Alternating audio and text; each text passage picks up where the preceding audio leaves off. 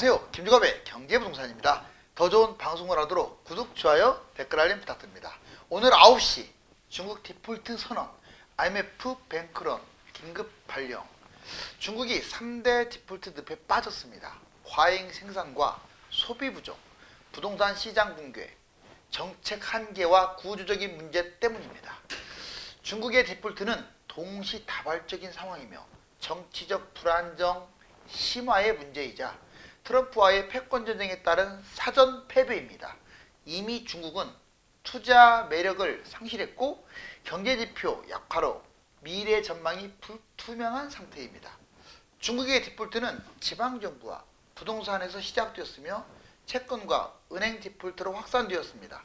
유료상담은 010-2616-6276 제가 직접 매수타임과 입지를 전해드립니다. 지금 바로 전화 주십시오. 오늘 9시 중국 디폴트 선언, IMF 뱅크런 긴급 발령. 지금 솔직히 중국이 공산주의 국가이기 때문에요. 디폴트가 일어났어도 선언을 안 합니다. 왜? 국가 발전도 중요하지만 국가 발전보다 당을 유지하는 게 더 중요하거든요. 다 아는 사실 아닙니까? 자, 시진핑 어떤 선택을 할까요?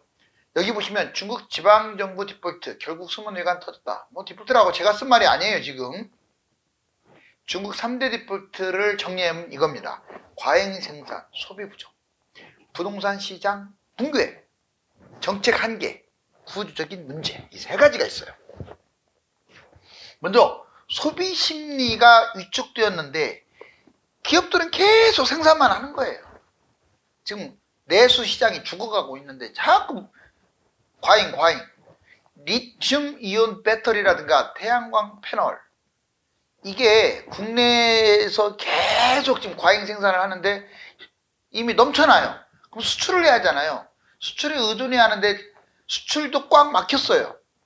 또한 수출, 지금 저가 수출 공세 때문에 국제사회에서 반발하고 있습니다. 그리고 보호무역, 관세, 특히 이제 미국이 그렇죠. 이런 장벽에 부딪혔어요. 부동산 시장 붕괴, 중국의 붕괴는요, 바로 부동산으로부터 시작됐죠. GDP 20% 이상을 차지하는 이 부동산 개발회사, 이 기간 산업이 완전히 무너져 버렸어요. 신축 아파트 판매가 감소되고요. 대규모 공사가 중단됐습니다. 여러분들 놀라지 마세요. 빈집이 1억 3천만 채예요. 빈집이.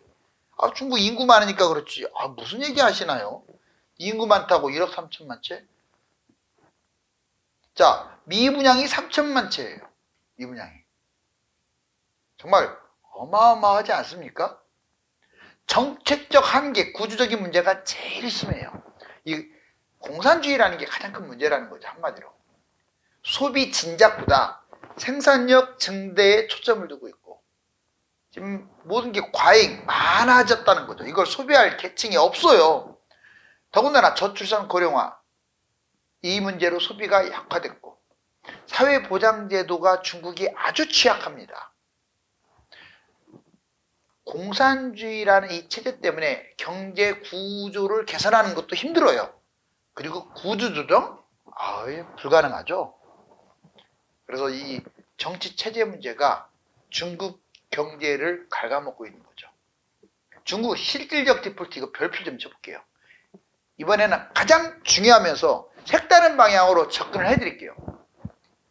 동시다발적 지금 위기라는 거예요. 지금 중국 디폴트 6가지, 이게 얘 따로가 아닙니다. 그럼 어떤 게 동시다발이냐? 금융, 부동산, 실업률, 성장, 이런 모든 것들이 한꺼번에 지금 터지고 있어요. 두 번째는 정치적 불안정이 심화됩니다. 지금 우리나라도 정치적 문제 때문에 주가도 못 가고 달러는 뛰고 정말 미치겠죠. 정말 미치고 발작 뛸 노릇인데 중국은 더 심해요. 지금 시진핑 정권에 대한 불안 심리가 아주 강합니다. 중국 사람들한테. 일단 실리도 많이 하락했어요. 특히 부동산에서 완전히 물먹어가지고요. 믿지도 않습니다. 세 번째, 엎친 데 덮친 격으로 이제 메가톤급 폭풍, 트럼프의 패권 전쟁이에요. 이게 단순하게 관세 전쟁 이런 문제가 아니에요. 미국은 중국을 쓰러뜨리지를 못하면 결국 중국한테 집니다. 100% 져요. 뭐 군사력이 강하니까 앞으로 또 영원하다? 아이 천만에요. 어차피 핵이 있는 상황에서 다 죽기 때문에 핵은 이제 의미가 없어요. 핵은 관세 폭탄. 그래서 트럼프는 더 중국이 크기 전에 관세 폭탄으로 대응을 하고 아예 회복 불능하게끔 만들어버리겠다. 예전에 일본도 무너뜨렸고 러시아도 무너뜨린 게 바로 미국이에요. 자, 투자 매력을 상실했습니다. 중국 내부를 보더라도 자본은 계속 빠져나가고 있고 주식이 요즘 갑자기 폭등은 했지만 그거야 뭐 중국이 좋아서 폭등한 게 아니라 너무 못 갔으니까 일시적인 현상이었죠. 자본 이탈, 주식 침체, 경제 지표가 지금 너무 안 좋아요. 디플레이션, 실업률도 있고 성장률도 낮고 소비는 아예 그냥 엉망진창이고 미래 전망이 불투명합니다. 한마디로 중국은 미래 전망이 불투명해요. 정부 해결 못할 것 같아요. 해결 부재. 자, 중국 기술 탈취, 경제 침략 막겠다. 트럼프 중국의 선전 보고 엎친 데 덮친 격이죠. 진짜로. 지금 미국은 중국을 어떻게 해서라도 꼬투리 잡아서 패권 전쟁에서 완전히 뒤로 처지게끔 하려고 하는 거죠. 트럼프는 특히 그런 성향이 강해요. 트럼프 폭탄선언 먼저 중국에 대해서 강력 견제입니다. 중국산 상품에 대해서 60% 여러분들 믿어지나요? 60% 추가 관세. 예전에 유럽에다가 50% 60% 100%까지 관세를 때려버리다 보니까 예전에 공황 상태에 빠졌던 거예요. 제1, 2차 세계공황이 괜히 일어난 게 아니에요. 이 관세 전쟁부터 스타트를 끊었어요. 이번에는 중국입니다. 그러니까 중국도 보복 관세를 때리고 있잖아요. 무역 금지예요. 사실상 중국의 미국 토지 매입도 아예 못하게 하고 있고요. 미국인들도 중국에 투자를 못하게 하고 있어요. 반도체 등 미래 첨단 산업, 특히 미래 첨단, 중국 입장에서는 이제 굵기라고 하죠. 이거 철저하게 교류 금지. 지금 중국이 엄청나게 많이 빼갔죠. 기술력을. 자, 미국 보호무역. 한마디로 미국은 중국만이 아니라 모든 나라에 대해서 이제 보호무역을 펼치고 관세 폭탄을 때릴 겁니다. 미국 보호 관세 정책 강화 10에서 20% 추가 관세. 해외 주던 그 방위비 있죠. 이것도 우리나라 10배를 올리겠대요. 말입니까? 반대하면 철수하겠다. 철수하라고 하면 돼요. 우리 핵 만들면 됩니다. 핵 만들면. 물론 핵을 절차를 잘못 무시했다가는 우리가 수출입으로 먹고 사는 나라인데 아예 제재를 받게 되면 난리가 납니다. 그러면 난리가 나겠죠. 하지만 충분히 합리적인 상황에 바탕을 두는 거죠. 왜? 지금 중국 핵이 있고 그 다음에 북한이 핵이 있으니까 아니 우리나라에 핵이 없으면 말이나 돼요? 미국은 떠나겠다는데 얼마든지 열변을 토할 수 있죠. 합리적이죠. 명분도 있고요. 반도체 자동차 지금 트럼프 아주 중요시 여기는 게 반도체 자동차인데 대만 무임승차에 있다. 너희들 방비 내야 한다. 호. 그리고 TSMC 강력하게 견제하고 있습니다. 지금 이제 트럼프가 아직 정면에 나서지도 않았는데 벌써부터 그래요. 미 보조금 지원법 비판. 왜 보조금을 주느냐 이것도 지금 불확실해요. 이제는 반도체 비례가 험난하죠. 또 수출도 험난합니다. 니들이 미국에 물건을 팔려면 미국서 만들어라. 미국에서. 자 여기 보시면 1997년에 IMF 주황색 보세요. 우리나라, 태국, 싱가포르, 말레이, 인도, 필리핀이었어요. 2025년 내년에 IMF. 아시아가 지금 제일 위험하니까. 이거 지금 주황색 플러스 중국, 일본, 대만, 인도가 같이 휩쓸려 갈 가능성이 거의 90% 이상이에요. 특정 나라만 IMF가 터지는 게 아닙니다. 이 중국이 시발점이 될 가능성이 커요. 자, 여기 보세요. 세계 경제 패권 역사. 60년대부터 2010년까지인데 보시면 자, 지금 소련이 워낙 막강해지고 그러니까 옛 소련을 붕괴시켜 버렸어요. 여기 보세요. 여러 나라를 분리시켰잖아요. 사실 우크라이나하고도 전쟁도 있었지만 구소비에트 연방공화국, 우즈베, 카자흐스탄, 뭐 다 키르기스탄, 에스토니아, 리투아니아, 라트비아 뭐 지금 여러 나라들이 다 원래 구소련 국가였었는데 물론 그들이 강제 점령했지만 다 독립을 시킨 게 미국이에요. 사실상. 그래서 러시아가 힘이 쭉 빠진 상태입니다. 그러다 보니까 냉전 시대 때 이제 미국하고는 게임이 안 돼요. 그런데 이거 웬걸 미국이 국민소득이 2만 달러일 때 4만 달러 세계 1위를 달렸던 나라가 있어요. 바로 일본입니다. 일본. 1990년에 4만 달러였어요, 여러분. 지금 우리나라 3만 5천밖에 안 돼요, 국민소득이. 우리나라 현재보다 더 잘 살았어요. 언제? 1990년이니까 35년 전에. 대단하죠, 일본이. 압도적. 유럽, 미국을 압도하는 정말 세계 최강대국이었어요. 경제 대국이었죠. 그런데 이런 일본을 시기해가지고 그냥 플라자 합의를 통해서 일본은 완전히 거꾸로 떨었어요. 여기 보세요. 떨어진 거 보세요. 완전. 지금은 오히려 3만 5천 불. 우리나라한테도 밀려요. 우리나라가 더 잘 살아요. 일본보다. 이제 마지막 하나 남았네요. 중국이네요. 중국은 이 두 나라를 합친 것보다 더 강력해요. 미중 갈등 계속 일어나고 있어요. 중국을 거꾸로 틀리지 못하면 중국한테 미국은 잡아먹힙니다. 자, 이제 세계의 실질적 제3차 경제대전이 일어난 거죠. 중국 수출입 증가율, 여기 보세요. 실제로 중국이 무너지고 있어요. 2017년 지금 모습인데 전체적으로 쭉 내려가는 추세잖아요. 물론 중국도 이제 많이 발전을 했기 때문에 성장률이 예전만은 못한다 하는 것도 설득력이 있지만 그런 것 치고는 너무나 지금 급격하게 무너지고 있어요. 이렇게 무너져 버리면 이제 중국은 10,000달러의 늪에 빠져서 거기서 더 이상 발전을 못하겠죠. 자, 중국 4대 디폴트 S&P, 중국 내년부터 채권 디폴트 조심해라. 중국이 4가지 디폴트, 중국은 사실상 선언만 안 했을 뿐이지 지방정부 중심으로 디폴트 상태나 마찬가지라고 했습니다.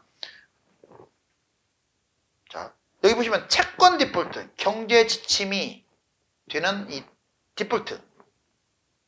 그래서 이 채권 디폴트가 상당히 중요한데 채권이 붕괴되면요 사실 중국은 완전히 무너지는 거예요. 국가 자체의 신뢰가 땅바닥으로 떨어지는 거죠. 국가주도 여건, 본격 채권 디폴트 이야기 워낙 많이 찍어낸 거예요. 그냥 안 되면 뭐 지방 채권 해가지고 날리고. 근데 누가 그걸 받아주나요 이제? 결국 채권에 약화는 산업을 붕괴시키고 중국을 무너뜨릴 겁니다. 이게 제일 심각하죠. 은행 디폴트, 러시아 지원하는 중국은행, 미국 제재를 받았고 공상은행, 농업은행, 건설은행 등 진짜 어마어마하게 큰 은행이 있잖아요. 얘들이 제재를 받거나 또는 지방정부, 지방은행의 붕괴로 은행이 붕괴되어 버릴 수 있어요. 부동산 디폴트, 이거 지금 부동산 개발회사는 다 무너졌어요. 다 무너졌습니다. 완커, 비고이아, 완다, 헝다, 스마우 다 무너졌어요. 부동산은 이미 완전히 붕괴된 상태인데 20% 이상의 비중을 차지하고 문제는 이 부동산이 소비, 내수하고 관련이 있다는 게 문제인 거죠. 정부 디폴트, 이건 중앙정부는 아직 디폴트에 빠진 게 아니에요. 지방 정부가 문제죠. 어차피 중국이 땅이 크기 때문에 지방 정부끼리 서로 잘 보이려고 또는 경쟁적으로 아무 계획 없이 생산성만 계속 하다가 무너진 거죠. 모든 게 중앙정부 부담이고 시진핑 내부 반대 세력과 미국 충돌이라는 위기에 지금 빠졌어요. 시진핑이 어떻게 할 수 있는 상황이 아니에요 지금.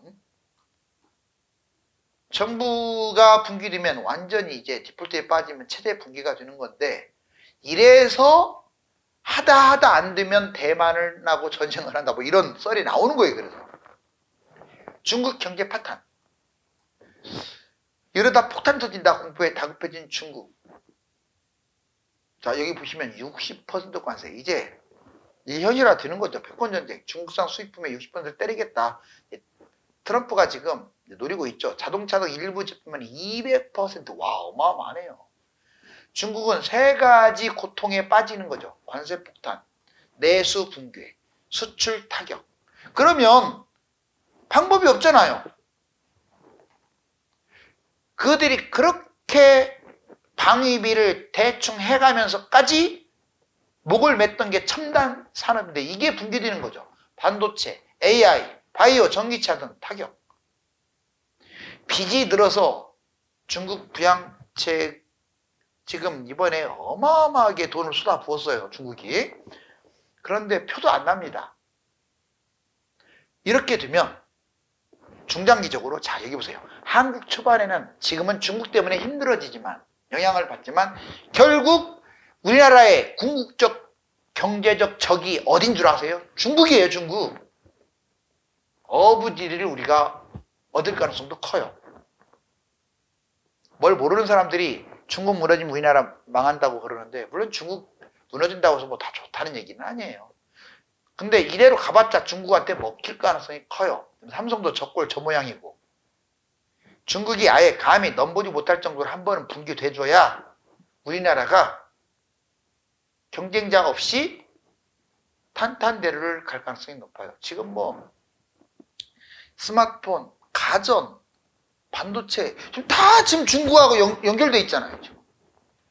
부동산 침체로 내수 장기 침체에 돌입, 달러 불확실성, 중국 침체 가속화, 구조개혁 힘들고 미국과 맞서다가는 결국 중국은요 지금 관세 같이 때리고 있는데 맞서다가는 내가 보기에는 중국은 거의 100% 질 것 같은데요. 미국은 못 이겨요. 왜냐하면 아무래도 유럽이라든가 그 영향력 있는 나라들이 다 미국 편을 들 가능성이 크니까. 중국 긴급 처방 767조를 때려 부었죠. 유동성 767조입니다. 침체 탈출, 통화정책 완화 패키지를 꺼냈는데 부동산 침체, 실업률 치솟고 미국 비컷 계기로 디플레이션까지 문제가 되고 이래서 지금 백약이 무효라고 제목이 나왔네요. 경기 부양책. 지준율까지 추가 인하해가면서까지 실질적으로 성장률을 올리려고 하고 있지만 여기 보세요. 3분기 성장률 4.6%로 경제 침체는 가시화됐어요. 궁극적 이유로 이 구조조정을 해야 돼요. 근데 민주주의가 아니다 보니까 이게 어려워요. 중국 정부 막다른 길 실패하면 경제 침몰하는 거죠. 경제 성장률 올해 4%대. 이거 진짜 무너져 버리면 1에서 2%로 폭망한다. 다행인 건 최근에 제조업이 조금 살아날 기미를 보이고는 있어요. 시진핑의 중국 위기, 결국 정부 디폴트, 신용 문제, 신용 등급도 한번 하향한 적도 있죠. 위기의 요인, 바로 이런 것들이 문제가 되는 거죠. 중국 첨단 산업 몰락하면 우리나라 한국의 대반전. 그럴 수 있습니다. 충분히. 당장은 그 여파로 전 세계, 우리나라도 아주 힘들어질 수 있지만 중장기적으로는 엄청난 호재가 될 수 있어요. 미국이 우리나라와 중국을 같은 잣대로 막는 게 아니라 중국을 훨씬 강하게. 왜? 패권 국가, 패권 전쟁을 하고 있으니까 강하게 하고 있잖아요. 그래서 중국 경제의 몰락은 우리나라의 기쁨이다. 저는 이렇게 판단합니다. 중국 경제 부상, 중국, 미국과 패권 전쟁, 무려 53개 분야에서 지금 중국이 1위를 달리고 있어요. 양자 컴퓨팅, 반도체, AI, 협력 이런 부분에 대해서도요. 우리가 생각했던 것보다요. 중국이 엄청난 경쟁 확보. 왜냐하면 돈을 쏟아 부었어요.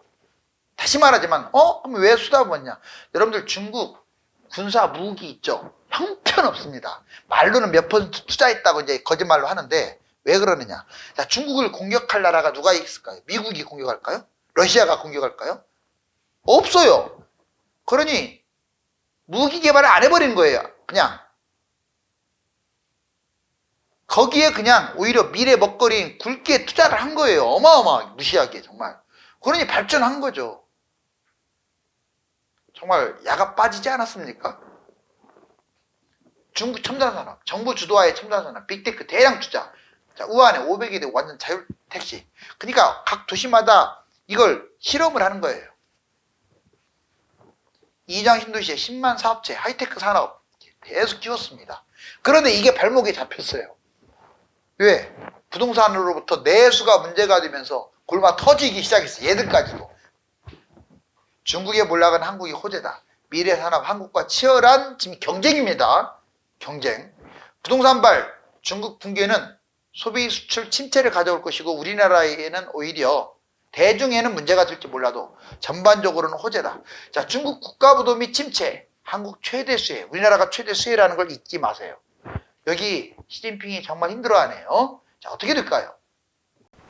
중국은 공산주의 일당 체제를 고수하기 위해서 국가 발전보다 체제 수호가 우선이기 때문에 디폴트 상황일지라도 디폴트 선언을 하지 않을 뿐입니다. 감사합니다.